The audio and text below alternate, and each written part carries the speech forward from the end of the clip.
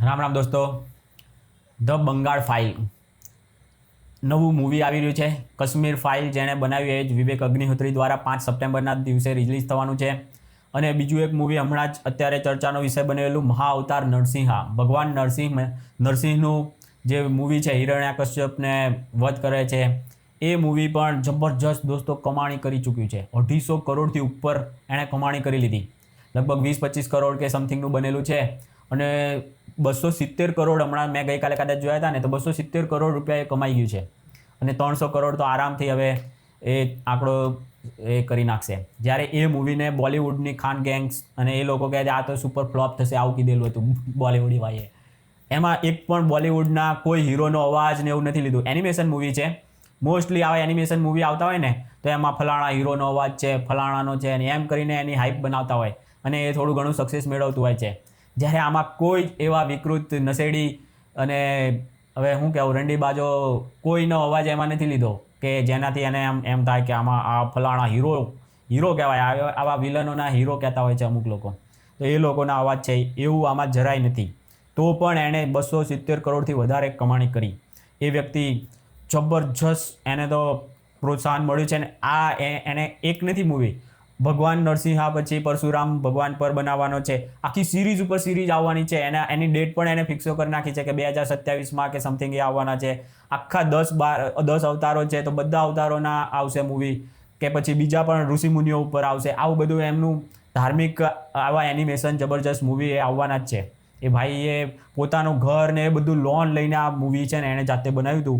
પછી એને એક સાઉથની બોલિવૂડવાળા તો કહેતા હતા ફ્લોપ થશે, એટલે કોઈ એ મૂવીને સપોર્ટ કરવા તૈયાર નહોતું. એ મૂવીને ઉપર ઇન્વેસ્ટ કરવા તૈયાર નહોતું. પહેલાં જાતે પોતાના રૂપિયા નાખીને મૂવી બનાવી નાખ્યું. પણ જ્યાં સુધી ડિસ્ટ્રીબ્યુટર ના મળે, ત્યાં સુધી એને થિયેટરો ના મળે, ત્યાં સુધી એ લઈ જઈ ના શકે. એટલે બહુ જરૂરી છે કે કોઈ મોટી એવી કંપનીઓ જેમ YRF છે કે સમથિંગ, જે પણ બોલિવૂડમાં બહુ મોટા કંપનીઓ છે ને, એ લોકોને પાર્ટનર બનાવવા પડે, કે પછી એ લોકો ખરીદી લે કે હા કંઈ નહીં અમે આને ડિસ્ટ્રીબ્યુટ કરશું. એ લોકોના સપોર્ટ વગર થઈ જ ના શકે. તો એ સાઉથવાળાએ જેણે છે ને KGF ને એ બનાવેલું હતું ને, એ પછી એનું હમણાં જ બહુ મોટું આવ્યું હતું મૂવી કાંતારા. એ કાંતારા મૂવી જે લોકોએ બનાવ્યું હતું ને, એ લોકોએ આ મૂવીને ખરીદ્યું, સપોર્ટ કર્યો અને બધે રિલીઝ કરવા માંડ્યું. પછી તો લોકો હવે સામેથી જ કે જે વસ્તુ જોવી જ છે લોકોને, તો થિયેટરોવાળા શરૂમાં ના લે, કારણ કે એને બોલિવૂડનો બહુ મોટો ત્રાસ છે કે આ મૂવી જે આપણા હિન્દુ રિલેટેડ હોય કે એને કાંઈ પણ સપોર્ટિવ હોય ને, તો એ આમ ખાન માર્કેટની ગેંગ બધા જ એને દબાવવા મતતા હોય છે. એ એન્ટી હિન્દુ છે મોસ્ટલી બોલિવૂડિયા. એટલે કોઈ, અને એમના નેરેટિવ જ એવા જ હોય છે, પાકિસ્તાન પ્રેમીઓ મોસ્ટલી હોય છે. જે હમણાં ઘણા એવા મૂવી આવ્યા છે જેમાં ISI પાકિસ્તાનીઓને સારું બતાવે છે. તો આ બધા આખી વિષયાંતર થઈ ગયો. આપણે બંગાળ ફાઇલ પર આવવાનું છે પાછું.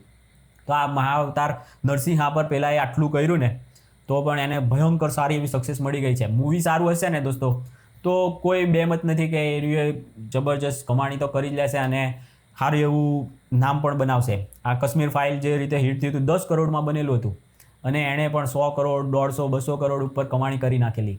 એ જ વિવેક અગ્નિહોત્રી ફરીથી જબરજસ્ત મૂવી બનાવીને લઈને આવ્યા છે, બંગાળ ફાઇલ્સ. અને એનો વિરોધ કઈ હદે મમતાએ કર્યો છે. એના હમણાં ટ્રેલર લોન્ચનો ઇવેન્ટ હતો. એણે બેન્કેટ હોલ ને એવું બધું જે રાખેલું હતું ત્યાં બંગાળમાં, પશ્ચિમ બંગાળ, વેસ્ટ બંગાળમાં, તો એ રિલીઝ ના થવા દીધું. બોલો દોસ્તો, એ લોકોનો ત્યાં કાર્યક્રમ ના થવા દીધો. આ ડિક્ટેટરશિપ કહેવાય. પણ કોઈ બાજારું મીડિયા બોલ્યું કે આ ખોટું થાય છે. અને ગુજરાતમાં કદાચ કોઈ એવું આવું ભૂલે ચૂકે કોઈ રીતે થઈ ગયું હોત, તો કેવા છાતી પીટતા હોત આ લોકો, હરામ કરો. ગુજરાત હું ગમે ત્યાં બીજે ક્યાંય પણ દિલ્હીમાં થયું હોત તો અહીંયા કુદાકૂદ કરતી હોત સ્ટુડિયોવાળી બધી. એટલી એન્ટી હિન્દુ માનસિકતાવાળી ભરેલી છે અમુક. છે ઘણી બધી. એને છે ને હમણાં BZ છે ને 10 લાખ રૂપિયા કાશ્મીર ફાઇલમાં છે ને એને પોતાના ખર્ચી અને બતાવ્યું હતું. તો એવી બાજારું મીડિયાઓવાળા પણ હતા જે લખતા હતા કે 10 લાખનો તાળો મળી ગયો, 6000 કરોડમાંથી 10 લાખનો તાળો મળી ગયો. આવી નીચ કક્ષાની એ બાજારું મીડિયાઓ આવા ઉપર શોર્ટ બનાવી, વિડીયો બનાવીને મૂકતી હતી. તો એ લોકોને હવે શું થયું ભાઈ? આ બંગાળ ફાઇલ હવે આવી રહી છે, કેવી છાતી કૂટશે જોઈએ આપણે હવે. આમ તો હવે તો નહીં કૂટે, ઘણું સુધરી ગયા હશે. કાશ્મીર ફાઇલ વખતે તો ભયંકર એ લોકોએ વિરોધ કરેલો, પણ આ વખતે તો એ કોઈના બાપની તાકાત નથી. એ પછી તો કાશ્મીર ફાઇલ પછી તો આખું બોલિવૂડને ખતમ કરી નાખ્યું. હિન્દુઓ જાગી ગયા કે આ 2 કોડીનાઓ આપણા આપણો વિરોધ કરે છે. આટલું જે ટ્રુ સ્ટોરી એ પણ ટ્રુ સ્ટોરી પર હતી કાશ્મીર ફાઇલ્સ એટલે ખબર છે દોસ્તો તમને, દબાવી દેવામાં આવે એ ફાઇલ્સ આ ઉઘાડે છે વિવેક અગ્નિહોત્રી. એમાં જીન્ના અને ગાંધીની આ જે કારસ્તાન હતા, ભાગલા પાડીને હિન્દુઓને જે કતલેઆમ થયેલી હતી, 40,000 ફક્ત 2 દિવસમાં કલકત્તામાં મારી નાખ્યા હતા, 40,000 હિન્દુઓને, બોલો. અને એ ફાઇલ્સ દબાઈ દીધી હતી. પેલો અહિંસાથી મળી આઝાદી, એના ચમચાઓ અમુકે તો એની સરનેમ ઉઠાવી લીધી અને રાજ કર્યું દેશ પર. આ બધા હરામખોરો દ્વારા જે આ ફાઇલો દબાવવામાં આવીને એ ફાઇલો ખુલે છે દોસ્તો હવે વિવેક અગ્નિહોત્રી દ્વારા. અને એમાં એક ડાયલોગ 3 મિનિટનું ટ્રેલર આવ્યું છે, જબરજસ્ત છે. એમાં એક ડાયલોગ એ પણ છે કે આ 10% થાય એટલે વોટ બેંક બને છે, 20% થાય એટલે અરાજકતા પહેલાં પોતાના હક માંગવા માંડે છે, અને 30% થાય ને એટલે પોતાનો અલગ દેશ માગે છે. આ એ છે. હવે કોણ છે તમને ખબર જ છે, ઇમિગ્રન્ટ્સ કહે છે. ઇમિગ્રન્ટ્સ બહારથી આવેલા એ પ્રજાતિ 3 ટુકડા કરી નાખ્યા ભારતના. હજુ અંદર છે ને, હમણાં જ તમે કલકત્તામાં આ વર્ષમાં જ મુર્શિદાબાદમાં જે ઘટના બનેલી ને, વિવેક અગ્નિહોત્રીએ એ ઘટના જે મુર્શિદાબાદમાં તો હમણાં પછી બની, એ પહેલેથી જ એના પિક્ચરમાં એનું શૂટિંગ તો ક્યાંનું 2024માં થઈ ગયેલું દોસ્તો. કે એણે વાત કરી છે એક, હમણાં મેં એનું ઇન્ટરવ્યૂ જોઈને એમાં, કે આપણે એ કઈ રીતે પરફેક્ટલી ઓળખે છે કે આ લોકો અહીંયા 80% થાય ને ત્યાં હિન્દુઓની શું હાલત હોય ને એ રહી એણે આ પિક્ચરમાં બતાવી છે. એ જ ઘટના મુર્શિદાબાદમાં ઓરિજિનલી બની છે દોસ્તો. આ જ વર્ષમાં હિન્દુઓને ઘર છોડીને ભાગી જવું પડ્યું, હિન્દુઓના ઘર સળગાવી દીધા હતા. ભારત દેશની વાત કરું છું, પશ્ચિમ બંગાળમાં, જ્યાં 80% પોપ્યુલેશન કયું છે ને, હવે મારે નામ લેવાની જરૂર છે, તમે સમજી જાઓ થોડું ઘણું, નહીંતર તો પાછા એમ થાય કે અમારું એ માઇનોરિટી ઉપર આ એ કરે છે, ફોબિક છે, એવું બધું કહે છે. જ્યારે એ લોકો હિન્દુ ફોબિક છે એ આપણે ના કહી શકીએ. એવી એન્કરો પણ છે જે ફક્ત ને ફક્ત આ એ લોકોના જ વ્યુઅરથી જીવી રહી છે, અને એટલે એને કાશ્મીર ફાઇલમાં 10 લાખ રૂપિયા બીઝેડ વાપર્યા હતા ને એને એ નડતું હતું. હવે બંગાળ ફાઇલ આવે છે, કરોડો કમાશે, ફરીથી છાતી કૂટવા માટે તૈયાર થઈ જશે એ બધી. પણ એ રોકાયું, કોઈનું રોકાવાનું નથી.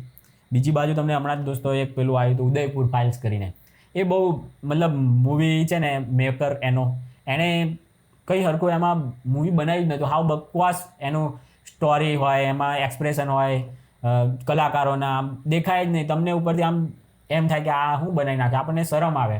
આમ થોડુંક મૂવી છે તો મૂવીની રીતે આમ જોવું ગમે એવું હોવું જોઈએ. જેટલા અત્યારે આપણે કેટલા મૂવીઓ જોયા હોય, એટલે એમાં જરાક પણ આમ તેમ હોય ને. હવે તમે યુટ્યુબર કોઈ મૂવી બનાવે અને યુટ્યુબ પર રિલીઝ કરી નાખે, એ કંઈ એટલું બધું ખાસ હોય નહીં. એમાં સ્ટોરી હરખી ના હોય ને કાંઈ જ ના હોય, એડિટિંગ ના હોય હરખું, બસ એ ટાઈપનું હાવ ધંધડા વગરનું એણે બનાવી દીધું, એટલે ચાલ્યું નહીં. પછી એમ કે ગાળો દેતો હતો કે હિન્દુઓ કોઈ જોતું નથી. અરે જોવે જ છે ભાઈ, આ મહાવતાર નરસિંહા જોયું જ છે. અને પછી ઉદયપુર ફાઇલ્સ કોઈએ ના જોયું, કારણ કે એમાં એણે હરખી મહેનત જ નથી કરી બનાવવામાં જેવી જોઈએ એવી. આ વિવેક અગ્નિહોત્રીએ કાશ્મીર ફાઇલમાં વ્યવસ્થિત 10 કરોડનું મૂવી બનાવી દઉં, પણ એક મૂવી જેવું હોય ને એવું હતું એ. અને આ જે બંગાળ ફાઇલ્સ તો અદ્ભુત, કારણ કે પૈસા આવે તો આવી ગયા. એ તો એ વખતે એની પાસે લિમિટેડ હતું, અત્યારે તો એની પાસે આ મૂવીમાંથી કમાયો છે, એટલે ઘણી સારી મહેનત કરી છે. અને એમાં જે અનુપમ ખેરને છે ને, ફલાણા મહાત્મા, એનો રોલ આપ્યો છે અનુપમ ખેરને. એક કોમેડિયનને ગાંધી બનાવ્યો ને, એ જોઈને જ મનને સંતોષ થઈ ગયો છે દોસ્તો, કે આ કોમેડિયનને લાયક જ છે. એટલો નીચ કક્ષાના વ્યક્તિને, નીચ કક્ષાના એક કોમેડિયન, નીચ કક્ષાનો તો નથી, બહુ માસ્ટર લેવલનો છે કોમેડિયન, પણ બહુ સારું લાગ્યું કે આવા એક કોમેડિયનને બનાવવો છે. હા, ટકલું, એ કે જીના મેરા ભાઈ હૈ, જીના મેરા ભાઈ હૈ, એના ખોળામાં જ બેસી જતો હતો. અને એ લોકો પેલાને પાકિસ્તાનનો હીરો બનવું હતું અને આને અહીંના ભારતના બનવું હતું, ને પથ્થર ઠોકી નાખી. ખાલી 40,000 તો કલકત્તામાં મર્યા છે, 40,000. શું કામ કે આ જો મેજોરિટી જેની હોય ને, મુસ્લિમોની મેજોરિટી હોય ને, તો એ રહ્યું છે ને પૂર્વ પાકિસ્તાનમાં જતું રહે, એ રીતે હતું. અને જો હિન્દુઓની મેજોરિટી હોય તો રહી જાય ભારતમાં. તો મારી નાખ્યા હતા 40,000નું કતલેઆમ. એ લોકો એવું કરવા માંડ્યા હતા ને કે કોઈ પણ રીતે આપણે આ આઝાદી વખતે એમ કરી નાખીએ કે અહીંયા મુસ્લિમો મેજોરિટી હોય, એ મેજોરિટી કરવા માટે કતલેઆમ કરેલી. બોલો, આટલી હદે ગયા હતા. અને પાછા એવું કહે કે અહિંસાથી આઝાદી મળી. એ બધી જ આ લોકોના જે પાપની ફાઇલો છે ને, એ બધી ખુલે છે હવે. જોઈએ હવે 5 સપ્ટેમ્બરે. મેં છે ને આ સુરતમાં વર્ષોથી રહું છું, મારી ઉંમર જ ખસી એવી થઈ ગઈ 40, બરાબર, 40 વર્ષમાં. એમાં લગભગ 20-25 વર્ષ તો સુરતમાં થઈ ગયા હશે. મેં એક પણ મૂવી નહોતું જોયું, ખાલી કાશ્મીર ફાઇલ એક જોવા ગયો હતો બસ. તો બી મને એટલું બધું ટ્રુ સ્ટોરી છે એટલું પણ એટલું બધું મૂવી ગમ્યું નહોતું. બંગાળ ફાઇલ જોઈએ છે કેવી આવે છે, બાકી મેં વિચાર કરો ક્યારેય થિયેટરમાં જતો જ નથી. આ મૂવી જોવા હવે વિચારું કે જાઉં કે નહીં. તમને જો થિયેટરોમાં મૂવી જોવા જતા હોય તો ખાસ જજો. બાકી હું કોઈને રેકમેન્ડ નથી કરતો, પણ આ આવે છે ને એની ઉપર વિડીયો તો બનાવીશ. આ વિડીયો તો બનાવવા પડશે ભાઈ. ઘણા બધા મતલબ મહાઅવતાર નરસિંહા આટલી કમાણી કરીને એનાથી બહુ મજા આવી ગઈ ભાઈ. સોલિડ કમાણી કરી અને આવી જ કમાણી થવી જોઈએ. એટલે આ હરામખોરો છે ને જે રીતે પિક્ચરોમાં એમનો પ્રોપોગેન્ડા કરતા હોય છે બોલિવૂડિયા, એ તો આખા ખતમ થવા જોઈએ. સાઉથની કેટલી સાઉથમાં ખાલી ચાલો આ બધી વાત નથી કરું. ચાલો દોસ્તો, તો આવી રહી છે ધ બંગાળ ફાઇલ્સ, એના માટેનો આપણો આ વિડીયો હતો. મૂવી ઉપર આમ તો આપણે રિવ્યૂ કરતા નથી, અને પણ હું આખો દિવસ જોતો હોઉં છું તો મૂવી જ આ કોઈ મૂવીઓ દુનિયાભરની મૂવીઓ આપણે જોઈએ છે, બસ હિન્દીમાં ડબ ને એવું હોય તો જબરજસ્ત મૂવીમાં બોલિવૂડના તો જોવાના જ નથી ગમતા. એટલા ભંગાર મૂવી હોય છે, કંઈ સ્ટોરીમાં લેવાનું ના હોય, ખબર નહીં તો બી કેવી રીતે કમાણી કરી લેતા હોય છે. પણ તો બી એ લોકોની કમર તો તૂટી છે. જ્યારે સાઉથના બહુ સારા મૂવી હોય છે, 5-5 કરોડના બન્યા હોય ને તો બી એ 150, 100, 200 કરોડ કમાણી કરતા હોય છે, કારણ કે એની સ્ટોરીમાં દમ હોય છે. જ્યારે બીજા તો હાવ ભંગાર હોય અને પાછા એમાં હિન્દુ વિરોધી પ્રોપોગેન્ડાથી ભરેલા હોય. પેલા પીકે જેવા બધા આવ્યા જ હતા મૂવી એવા, જેણે ભયંકર હિન્દુ વિરોધી પીરસેલું હતું, તો એ હોંશે હિન્દુઓ જોતા હતા. અને પછી થોડાક જાગ્યા કે આ તો આપણને જ મૂર્ખા બનાવે છે, આપણા રૂપિયા લઈને આપણી ઝાંસી ઉડાડે છે, આપણને જ ખોટા ચિત્રે છે. આવી બધી પછી ધીમે ધીમે લોકોને ખબર પડવા માંડી. એટલે હવે બોલિવૂડના આવા વધારે જે પ્રોપોગેન્ડાથી હિન્દુ વિરોધી માનસિકતાઓથી ભરેલા મૂવી ચાલતા નથી. ભલે પછી અક્ષય કુમાર કેમ ના હોય એમાં. જોઈએ હવે આવનારા ટાઈમમાં આ બંગાળ મૂવી કમાણી તો કરશે જ, કારણ કે આ વખતનું તો સોલિડ બતાવવાનો છે. તો એની ઉપર જબરજસ્ત મરચાં લાગ્યા વગર રહેવાના જ નથી. ચાલુ થઈ ગઈ એફઆઈઆરોના ઉપર મારા ચાલુ થઈ ગયા છે વિવેક અગ્નિહોત્રી પર. ગામથી એની ઉપર એફઆઈઆરો ઠોકાઈ રહી છે બંગાળમાંથી, પશ્ચિમ બંગાળ મમતા દીદી પરથી. ભગવાન બચાવે આવા રાજ કરનારા લોકોથી પણ, જેને પોતાની વોટ બેંક માટે કત્લેઆમ કરાયા, એવા મહાત્માઓથી પણ બચાવે, એવા લોકોથી બચાવે જે દુર્ભાગ્ય ગુજરાતી જ હતો, ચીનનો પણ. અને પેલો તો છે જ લાકડીવાળો ભાઈ. દુર્ભાગ્ય હતું એ લોકો આપણા દેશના બહુ મોટા ભા બની ગયા હતા. એને હું બાજારનું મીડિયા જ બનાવેલા હતા, બાકી એ લોકોની કોઈ હતી જ નહીં હેસિયત. પણ રોજ એની જ ખબરો, એની જ ન્યૂઝ, એના પોતાના જ નવજીવન નામના એની પ્રશસ્તિ માટે ચાલુ કરેલા. અને ગુજરાતી શેઠિયાઓ પાછા એને છે ને હીરો બનાવતા હતા. આવું બધું હતું. એટલે આવો એક દુર્ભાગ્યવાળું આવું વ્યક્તિ આપણી ઉપર થોપાઈ ગયો. બહુ અફસોસ થાય છે. જેણે લાખોની કરોડો, લગભગ 40 કરોડ જેવું, નહીં સોરી 40 લાખ જેવા લોકોના કત્લેઆમ થયેલા હતા આઝાદીમાં. ખાલી એમાંથી 40,000 તો ખાલી કલકત્તા સિટીના હતા 2 દિવસમાં. એ અઠવાડિયામાં 40 લાખ જેવી કત્લેઆમ આ લોકોએ કરેલી હતી. અને આ બધું નથી લોકોને દેખાતું. કોણ વિલન હતા ને, એ વિલનને મહાત્મા બનાવી દીધા આપણે. અને કોઈ કહે તો એનો બાપ બનાવી દીધો. અને પાછો એમ કે પાછો father of nation, Nelson whatever. ચાલો દોસ્તો, રામ રામ.